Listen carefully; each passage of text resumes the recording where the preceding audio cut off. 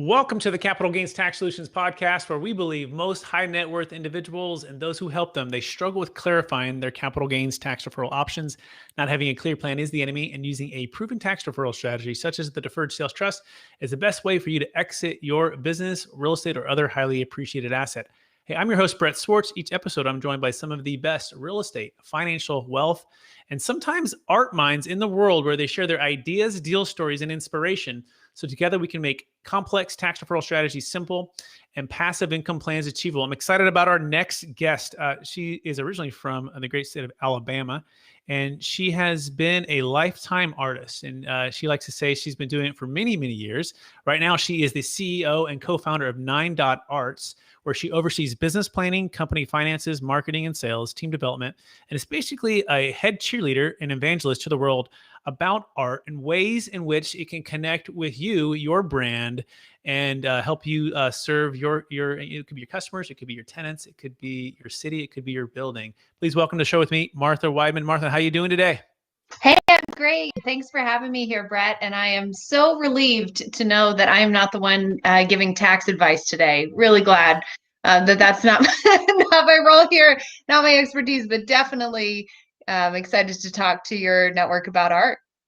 Absolutely. And by the way, just as the premise here, before you sell your building or before you sell your company, there's ways to increase the value that's beyond just numbers. And there's things that are intrinsic values, and there's things that are like artistic value, right? And so this is hopefully where you're going to see where this conversation goes today.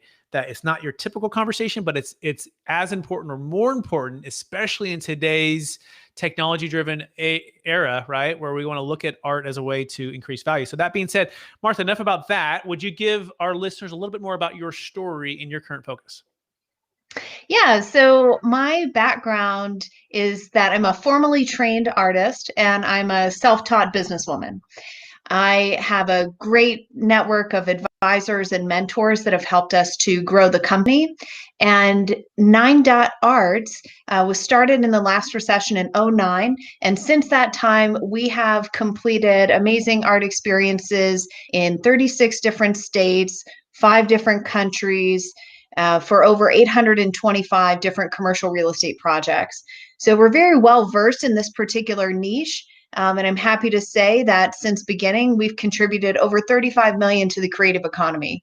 So very happy to be able to support artists in that way. And then, of course, what it's all about is bringing value to the projects that we work on and telling that brand story in a unique way. So happy to be here today and share more about how we got to this point.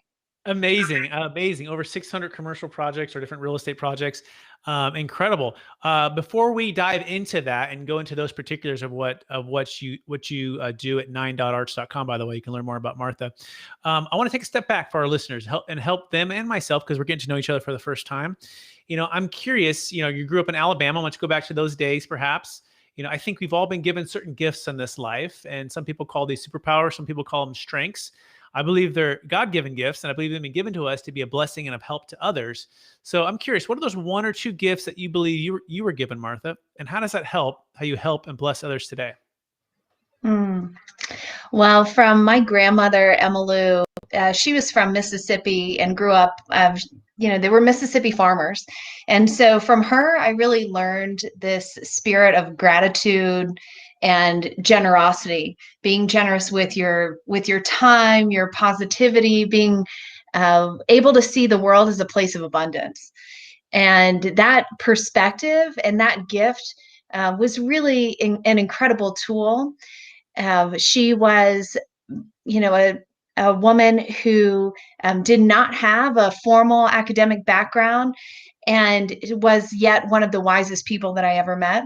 So feel very grateful that she was able to give me that gift of gratitude and perspective and just overall a sense of abundance in life.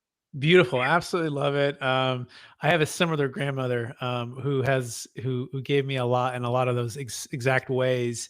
And from that era where I was the greatest generation, perhaps that's where your grandmother's from as well, where they went through a lot. My wife and I were watching a World War II documentary, and we watch those every now and again.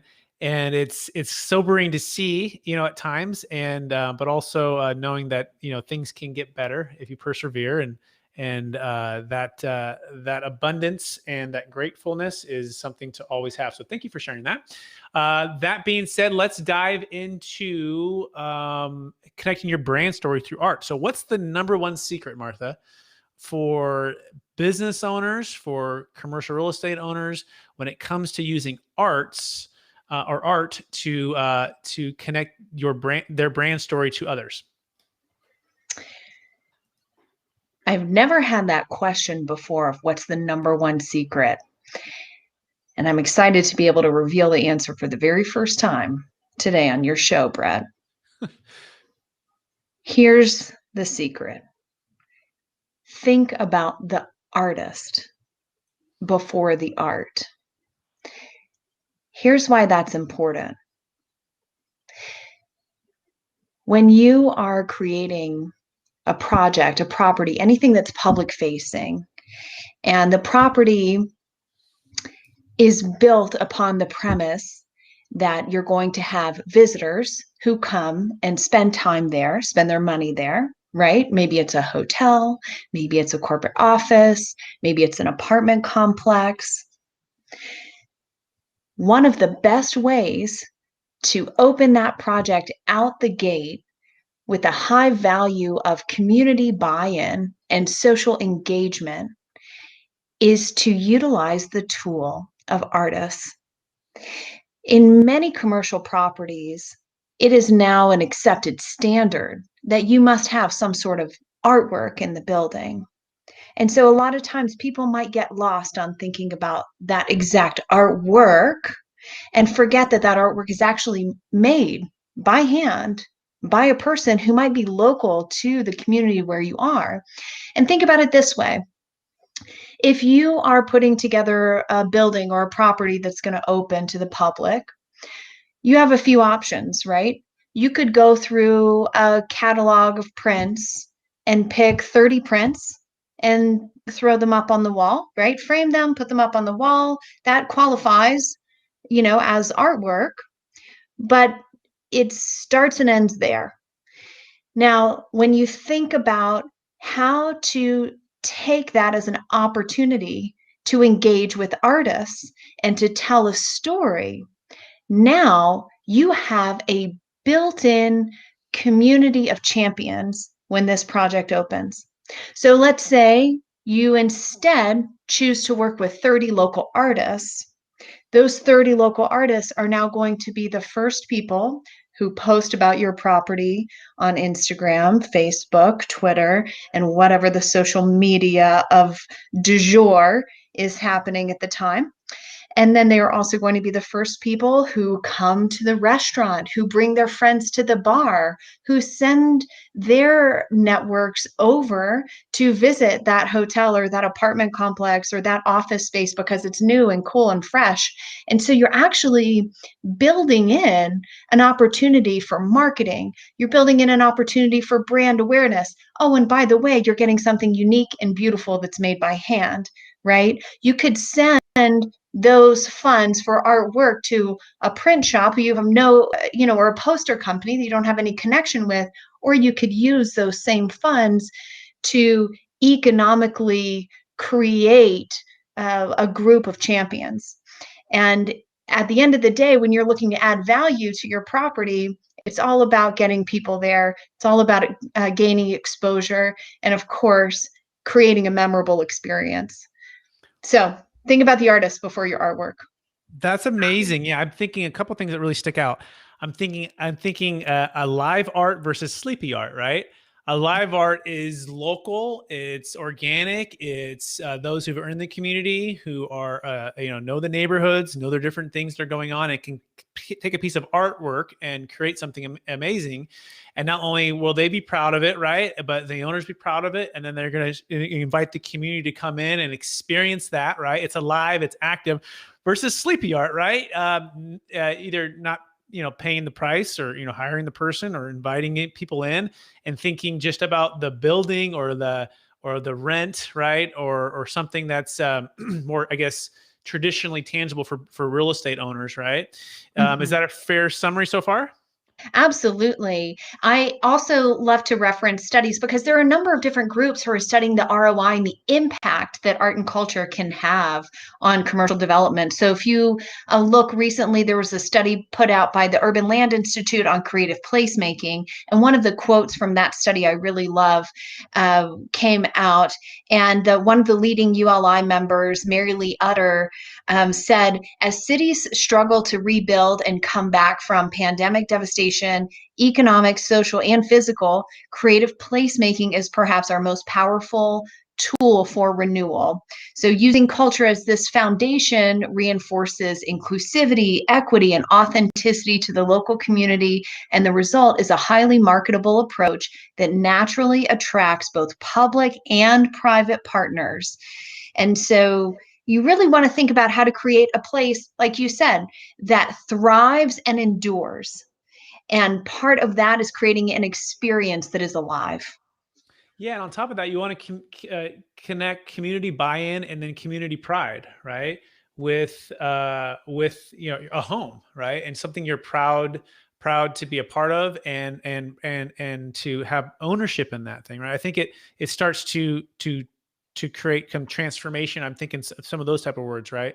Or something that transcends just a building, right? Or just a city, or just, I think of places like Europe. My wife and I were going to be going with the kids to Europe and France. And I think France, I think arts, I think culture, I think, experiences. And so how do you use art to do the same thing in your local building? Super important, and something that honestly, I've been in real estate all my life and I haven't really thought about, right? I'm kind of in my lane. And it's, in the beginning of the show, he said, hey, I don't know anything about capital gains tax deferral, right? But I don't really know much about art. And so this is really cool to connect the two dots here. So great. So that's the first secret. Think about the artist, not the art. What's maybe perhaps the next step, or maybe the second secret in the process? Well, one of the most important parts of the process that people forget is to go through the exercise of creating a vision. So this isn't a scenario where you just kind of walk out willy-nilly and you see something and you buy it and you put it on the wall, right? You think about this like a branding process. So you go through a visioning stage, develop a project roadmap. So before you even begin evaluating artists, you must understand the criteria on which they're being evaluated. So you're thinking about the locations in the property or the project, even if that's on an 18,000 acre scale neighborhood, you still have to think about where are the locations. Are they going to be in roundabouts? Are we going to be putting art in the sky? You've got to think on the scale of the property. So your locations, your budget, the narrative, and the goals and criteria that you're trying to meet, and then a concept board of what you're looking for. Because when you walk into the world of art, what you will quickly find is that it's limitless. So you actually want to put together your constraints before you go in so that you know what you want. Beautiful. So create the vision, do the work of understanding location, scale, budget, of course, community, right? What outcome are you trying to get to, and then be open to where the art leads you. Is that a fair summary? Absolutely. So really cool. And I feel like my art part of my brain has been turned on here for the last 10 minutes, right? And so the part I haven't used really maybe a long time. How does it feel? It feels pretty good, actually. I think so. We'll see if I can create a brand story here for the part of my company. Maybe we can try to apply it here. Want to do some application live right now? You ready for this? Ready. Okay, so let's try to create some art out of capital gains tax solutions, okay? Or even like a building. Like I own some buildings with some clients and some friends and family. What would be the first question to help me create the vision? If I'm working with Martha Weidmann, by the way, you can learn more about Martha and what she does at 9.arts.com. So let me ask you a little bit about one of your buildings. So let's pick one. Where's this building located? So it's in Elk Grove, California, and it's a senior housing assisted living facility, memory care and independent. So you got a mixture of both. It's in Sacramento is Elk Grove, that area. So it's the capital of California. It's 15 minutes from downtown Sacramento.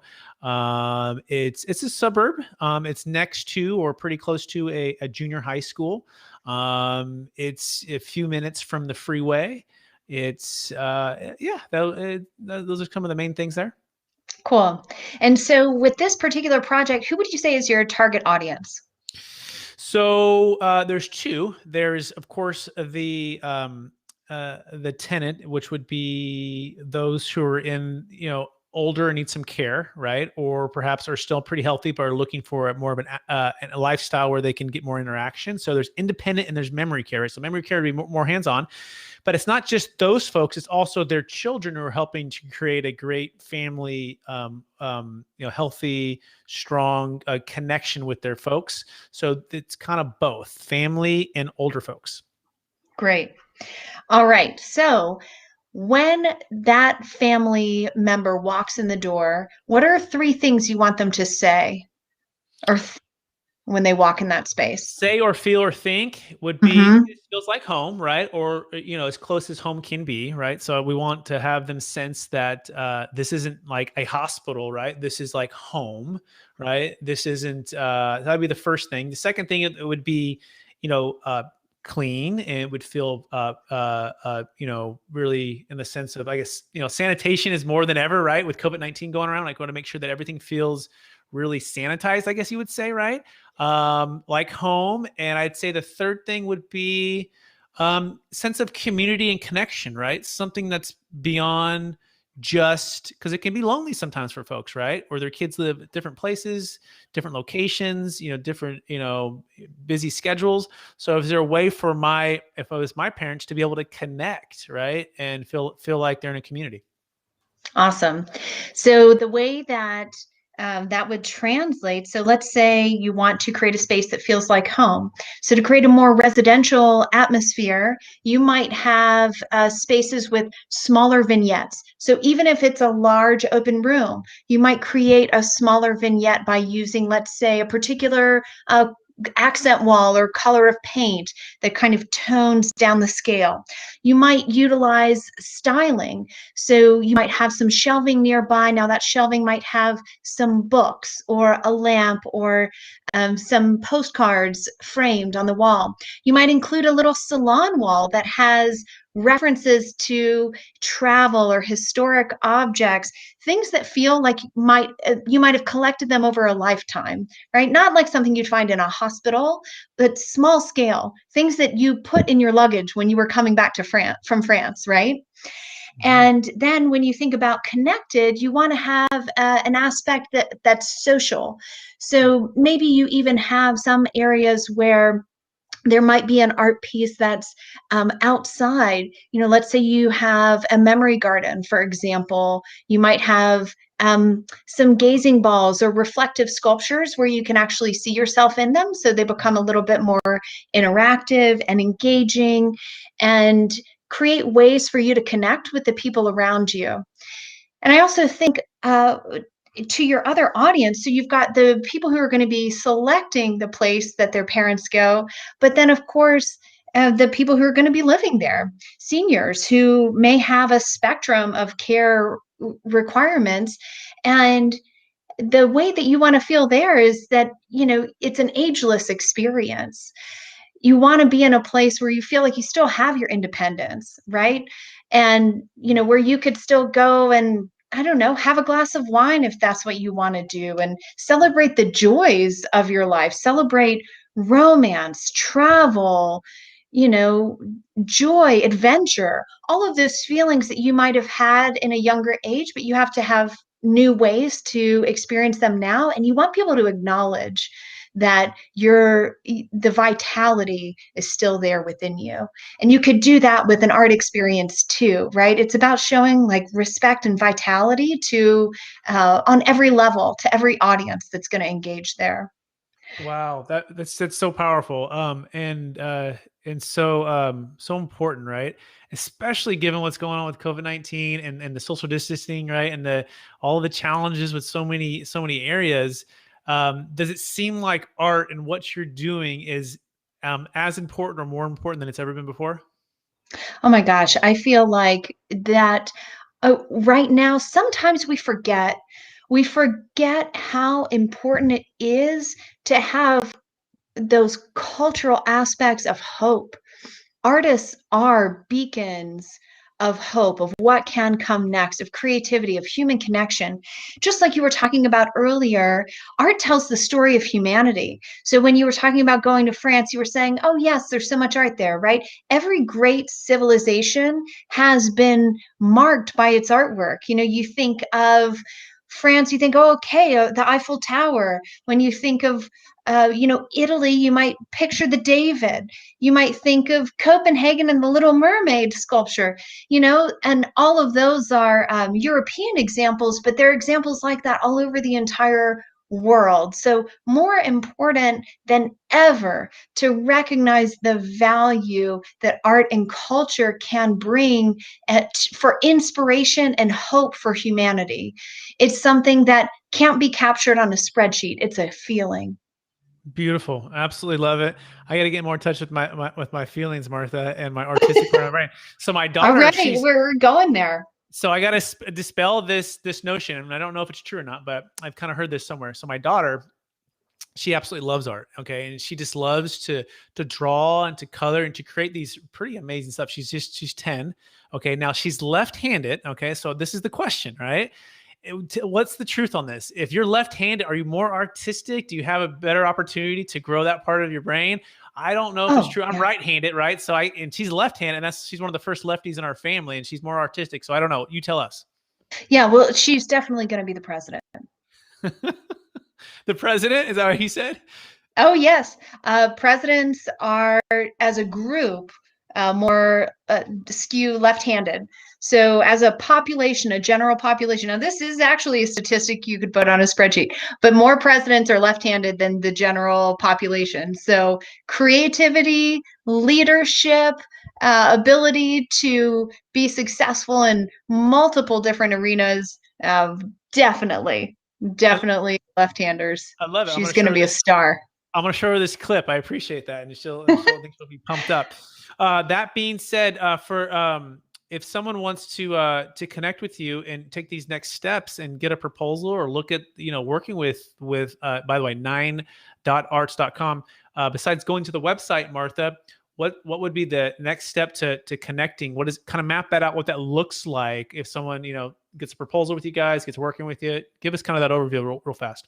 Yeah, so just a quick overview and clarification. When you look for us online, make sure you spell it out NINEDOTARTS.com. That's how you'll find us. And you can inquire there. There's just a little form fill, and we can get started with the process. So, the way that our process works, as I mentioned earlier, we're going to start with a visioning stage. So, we'll go through stage one visioning, we'll go through the curation process where we're selecting and matching to artists that are part of the community that you're trying to attract. And then we'll go through an acquisition phase where we handle all of the purchasing. And then we go through installation and engagement. So putting the artwork in place and then creating ways to inspire audiences and communities that you're trying to reach through that. So that whole process is something that we engage with. And in addition to our website, you're always welcome to reach out over LinkedIn. I keep up with my chat there. So definitely find me on my LinkedIn profile too. Beautiful. All that being said, are you ready for the lightning round? Ready for the lightning round? Yes. Bonus. Okay. All right, here we go. Knowing what you know now, Martha, if you go back to your 25-year-old self, what's the one golden nugget you would make sure that you would tell yourself to do? Set 10-year goals. People tend to overestimate what they can accomplish in a year, but underestimate what they can accomplish in 10. I learned that from Bill Gates, and now I believe it. Definitely think big and farther than you can imagine. Beautiful. Love that. By the way, have you met Bill? No? Okay, cool. I was just Can you curious. introduce? No, I don't know him either. That's what I was wondering. Because when you said I knew that from Bill Gates, that sounded like it was personal, but cool. Number two, what's the number one book you've recommended or gifted the most in the past year? The one that I'm reading right now that I would definitely recommend is by Andrew Yang. It's called Smart People Should Build Things. Cool. Why do you like that? It's all about entrepreneurship and how to reimagine our academic system to train people and support innovation, train entrepreneurs and support innovation, which is the greatest area of growth for employment, businesses, and opportunities in the economic engine that we have in the US. Leads me to my next question. This is kind of off the cuff here. What's the number one thing we can be doing in our educational system to promote exactly what you just said? I think that our education should be focused around projects, right? Structure education the way that you structure business. So, in business, for example, you might have to give a pitch. So, everyone, as part of their educational practice, should have to give a pitch at some point, a short deck, a short presentation, an elevator speech that helps you get the attention that you need for your concept, no matter what it may be. Beautiful. Love that. Question 4. What are you curious about right now? I am really curious about this cool microphone that you have. It's got like a star shape around it, and it looks very professional. That's the artistic part of your brain coming out there. That's really cool. I appreciate that. Yeah, we do. We go to a lot of lengths here to get these microphones looking good here. That's the Heil PR40. If anyone who's listening right now, Heil PR40. It's a good mic. Nice. Anything else you're curious about? I am really curious to see how COVID changes our world for the future. I'm curious to see what things we learn from this as a society and what sticks. Yeah, me too. Great thought on post-COVID world here. Favorite leadership quote or theme that you strive to live by? Well, I feel like I answered that one with my Bill Gates quote, which I really love. So I'll stick back with that one. Think big and think long term. Beautiful. Last question, and then we'll remind our listeners where they can find you. After Are Your Success, Martha, and 9 arts and being an artist all your life, and now helping people transform their businesses, their real estate, their projects through art. How do you stay centered in your values, and how do you stay encouraged to charge forward to reach new heights? Well, I practice hot yoga, and so that's a very useful tool for me to have moments of meditation. I've got a chicken, a dog, and 3 kids at home, so my house is pretty busy. And then, of course, running the company keeps me busy as well. So having small moments of meditation and mindfulness have been really key to staying centered through the pandemic. Beautiful. Love it. Well, I want to thank you for being on the show, Martha. It's been a real treat to get to know you a little bit more. Thank you for sharing your wisdom, your passion for the arts, and helping people to transform their spaces and their projects through arts. For our listeners who want to get in touch with you, what's the best way for them to connect with you? One more time. Yeah, find me on LinkedIn. I'm Martha Weidmann, and you spell that last name Weidmann. So find me that way, or meet us at 9arts.com. Excellent. Well, I appreciate, Martha, you being on the show and connecting and helping us to connect our brand story through the arts. And I also want to thank our listeners for listening to another episode of the Capital Gains Tax Solutions podcast. As always, we believe most high net worth individuals and those who help them, they struggle with clarifying their capital gains tax deferral options. Not having a clear plan is the enemy, and using a proven tax deferral strategy, such as the Deferred Sales Trust, or getting with Martha Weidmann to help you connect your brand through the arts to grow the value of your business or your project or your company is the best way for you to grow your wealth. With that being said, please rate, review, subscribe. We appreciate everybody. You can go to capitalgainstaxsolutions.com if you want to learn more about what we do. Appreciate you watching or listening to the show.